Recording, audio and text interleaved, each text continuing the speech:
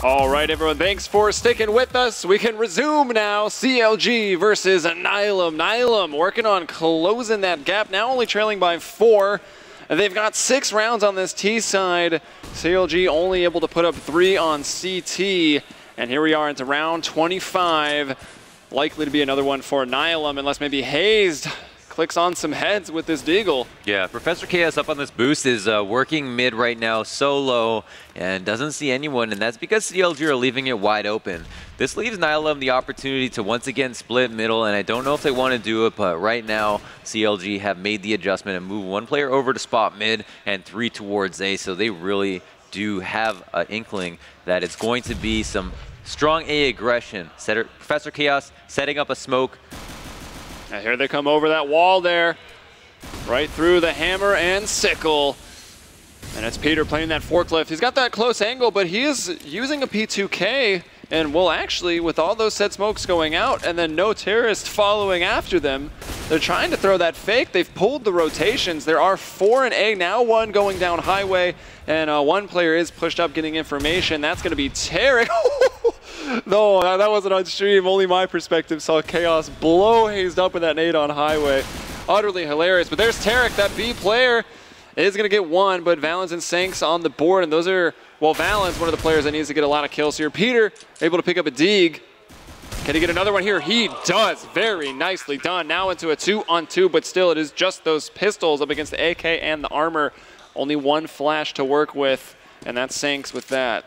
This is going to be a hard fight right here. Peter working up towards the site, sees that a nade was thrown from the default plant spot and knows now when it's spam. He takes some early damage and Peter flicks over to him, gets the kill. Now it's a 1v1. Peter versus Automatic, both are hurt, and he sees him on the right side. He's going to walk around with the Deagle. He's spamming, he doesn't get the kill. Automatic closes out the round in a very important 1v1. The closest CLG have come to winning a CT round in a long time. Yeah, I thought we were going to maybe see another kill through that box in B. That's where our BenQ best player was yesterday with, I believe it was Flom opping through that. But there it is now, the gap. It's only 3 rounds. Nihilum, they took 4 in a row earlier. This time they've got the streak back up to 3.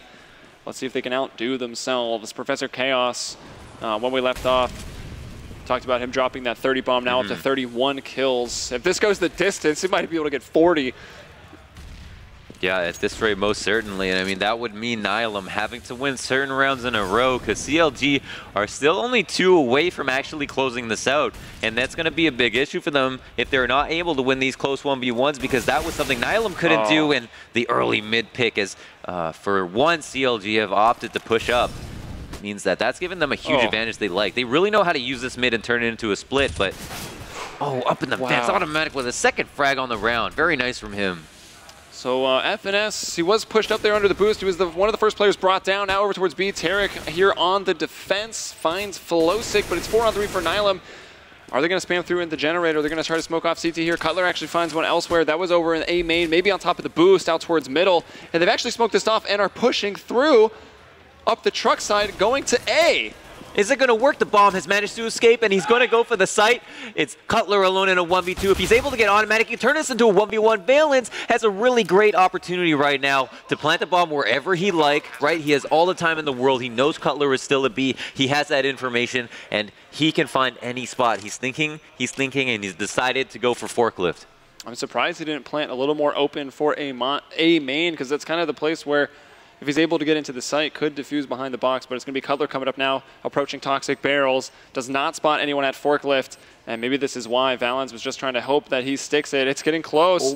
Does have no kit, though. It's actually not close at all, and beautifully played there by Valens. Not a lot of kills, but clearly he's got a brain, because that was a nice clutch. Yeah, if he opted to stick that and had a kit, which I guess he could have had on good information from the death cam of, I think, Automatic in the B site, that he knew he didn't have a kit, then he was able to make that play. And so good patience from him, walking the whole way, not panicking, and not being overly aggressive to once again seal out another 1v1. So that bomb escaping through the B is indicative that Nihilum are fully aware that if a plan needs to be changed, that they can do it. And I'm sure it wasn't pushed through B to A, but it ended up being that because that was the best opportunity they had, and they took it.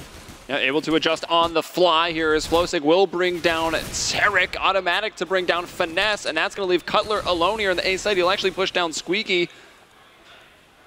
So A is open, but even though Nihilum found those opening kills here as they're just trying to, you know, squash down CLG on their eco round, they didn't have the bomb with them, so they had to back off, take it slow. A minute remains on the clock, and it looks like Nihilum, I mean, with this round, getting it within one, might be able to do what Elevate could not yesterday, and Sanks will find another beautiful headshot. He'll bring down Hazed. Peter and Cutler remain, and the bomb will be being planted at the B site. Yeah, this is a solid round from Nihilum. Keeping 5 alive, except right when I say that, Cutler does manage to find a frag for himself. Valent's cleaning up one of the 2 players remaining. Peter, by himself, on some sort of a big flank, is going to get smoked out, and his only opportunity to see a lit player might want to work around the smoke, but is taking a risk, and at the same time doesn't have much to lose, so why not? But CLG, when this was 10-14, I thought they wouldn't have too much trouble securing a 15th round, and I guess they'd come pretty close to doing it, but at the same time haven't. And as we saw in the first half, if you aren't able to win those 1v1s and 2v1s, it can result in a disastrous half. And getting behind all of them, but not able to kill a single one, and will be somehow not even wall-bang there. Yeah, that was... But Sanks is able to get him. The high fives throwing off right there. Peter not able to keep that gun. Players very lit on that round, and right now we got the op on Peter. I think they need to favor the mid aggression and maybe try to do something more aggressive on their CT side, like counter boost. It's not something that we've seen them do ever, and Nihilum are boosting late all the time. I mean, like, why not? Also, you can hold an angle on the boost and know that Professor Chaos likes to go up here. If we see him, he's up there right now, and have a free pick. Oh my what gosh. a shot! Kills Tarek crossing the white box. That was amazing. So that means CLG down a player now on a very important round. Nihilum got a lot of momentum behind this and could tie it up here on round 28 at 14 apiece. And Professor Chaos still remaining on that boost. Gonna look for another one. FNS was close earlier. It would appear that he has fallen back, though, after he lost the support. It's Hazed playing on the headshot box. FNS will actually find Valence. Peter to find Sanks. Now Flowsick over here. Gonna be flashed out, trying to push through the molly. Can he get through the smoke? There's a player right next to him, and there it is. It's Finesse that'll find it. And, well, they started disadvantage, you know, giving up that early pick to Chaos, but now they get a 3-on-1 and one of the most important rounds, and Cutler pulling out the Kobe nades. Automatic. Goes down, and that's a 15th round on the board for CLG. They got to be very happy about that. They finally closed it out, and it wasn't a convincing round. Didn't have to come down to a 1v1. Now they know they're still within 2 of losing this game, but or having to go to OT, and they secured that, but they know that they can win a round convincingly. Their setup can prevail, and they won't have to rely on the individual plays of certain players. Once again, let's see if this round, it's not actually going to revolve around mid. Nihilum, you said they're able to adjust, and now they're going to look for a different strat, taking it towards B a little bit quicker. And honestly, I'm worried for CLG's safety because Professor Chaos has a Tech 9. Yeah.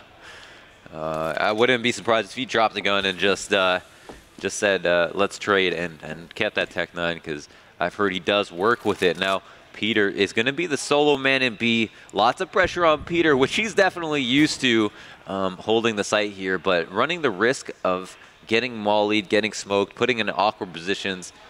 But I'd say he thrives in all 3 of those things. So yeah. Let's see if that makes a difference in a player rotating into the site. Very good adjustment from CLG, I think. Yeah, Finesse going to be playing that close angle. Peter supporting from the generator there with the AWP. And he's actually going to peek in the sunroom. I think he saw the feed up on the box, so that means there's at least 2 people over there. Now see if Peter can hit these shots. Flashes and smokes go in. He does hit the shot, but he doesn't find the kill. Will they suspect that 2 are already here? They check. Finesse will bring down 1, but Valens on the trade out. Hayes is also rotated over fairly quickly, getting flashed now. There's no smoke down yet. It goes there, but there is a gap crossing to the site. Molly fire everywhere. Hayes pushing through like he's a fireman trying to save people. Let's see what he can do. Doesn't get one on the cross now. Full blind. It's 3-on-3. Automatic is very, very low, but cannot be brought in by Cutler up top. Valence playing close. That's the spot that always gets you too. So Hazed is down. Now it's just Cutler and Tarek surviving here. And if Nihilum can get this one in the next, trying to force that OT. Tarek though gets the second frag. Cutler gonna find one. Now it's just Automatic so low by himself. Down to 10 HP. He'll peek out to get one. He's so extremely hurt. The time over, but he tries to jump over. He doesn't get it. The map 1 winner, CLG, starting off the series 1-0. Closing it out on the back of a very, very risky, very, very close 1v1 situation. Man, and there's so many 1v1s in this first map, and Nihilum showing, I mean, like we've said time and time again, the unproven team, not a lot of data on them coming into a land like this, but they get it closer there than Elevate, which some people are even favoring here just because of the star power of their stand-ins, but able to get more rounds on CLG's map. They can't quite take it. Map 2 will be Inferno. I've been healing with me. Launders, any final words? We throw it down to the analyst desk. Just that Automatic has actually matched Professor's Chaos kills by the end of that map. So both of them, 32 frags with only 13 rounds for their team. That's incredible. That is absolutely insane. All right, guys. Dust and Misled, take it away. What an amazing match that we got to watch right there. We've already talked about that first half. Let's get into this second half right now. I mean, opening it up in that pistol round, second pistol round of the game, Professor Chaos gets himself a 3K, can't close down the round, and it ends up getting clutched. Yeah, I mean, that whole second half came down to a point where I just felt like CLG started losing their composure. I mean, they had a big lead coming out the first half with 11-4 scoreline. After having a tough little bit in the first half, they really took control and kind of walked away with it on T side. Really decisive T executions with 5-man pushes is powerful.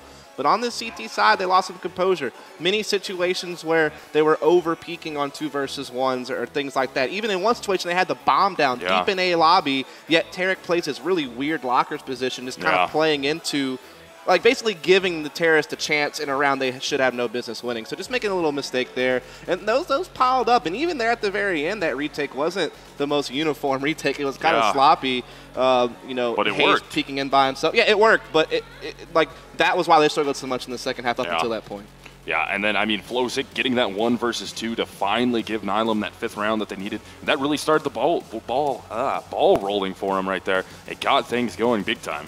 Yeah, but I guess like the big play there, and I think we actually had this, the BenQ best play. One of the biggest plays of the half to kind of keep CLG in it when that initial comeback was actually this play right here. So, you know, CLG was actually up 13-4 at one point. So now I'm on a 4-round run. And in this round, they're about to keep it up and actually get it to 9-13. But you're going to see Tarek make a heads-up play in this 1 versus 3. Great op work there on Automatic. Catches Flowstick with the pistol. And even though this bomb is planted really poorly for Tarek to execute this clutch, I mean, Professor Chaos is the best situation you can hope for here. Bomb planted for him in A lobby, but he scopes in, misses the shot, and Tarek capitalizes to get the clutch and gets CLG to that 14th round. Now, after that, a little bit more struggle, but eventually they close it out. Yeah, and I mean, then Automatic with a 1 versus 2 clutch to win that 11th round to get that game even closer. I mean, at that point, it was 14-11. CLG was still up, but the struggle was real. And then Automatic again with a huge 4K in round 26. And Valens eventually got the 1 versus 1 in there. But I mean, that put it to 14-12, and the game was creeping closer and closer.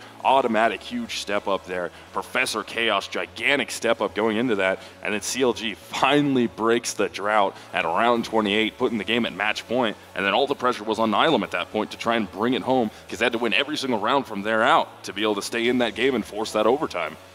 Yeah, I mean, like I said, it really got a little bit tough there for CLG in the very end to close out that game. You know, I thought they might be able to close out a bit earlier, but they just weren't. You know, they just kind of allowed, you know, not only kind of sneak back into that game, making a few mistakes, but eventually they did find it. But now our next map is, in fact, going to be I believe Inferno, if I'm not mistaken, which was in fact Nihilum's pick. Now they have beaten this team on this map very recently in online play in a very sweeping fashion. Actually, 16-6 score on that match that Nihilum was able to win online. Now I know that's online, but unfortunately we just had limited data for LAN for Nihilum. But so far they've been playing on LAN like they play online, talent-wise. They've been playing great. So, and it is a map that CLG has historically shown some weakness on in comparison to some of the other pool.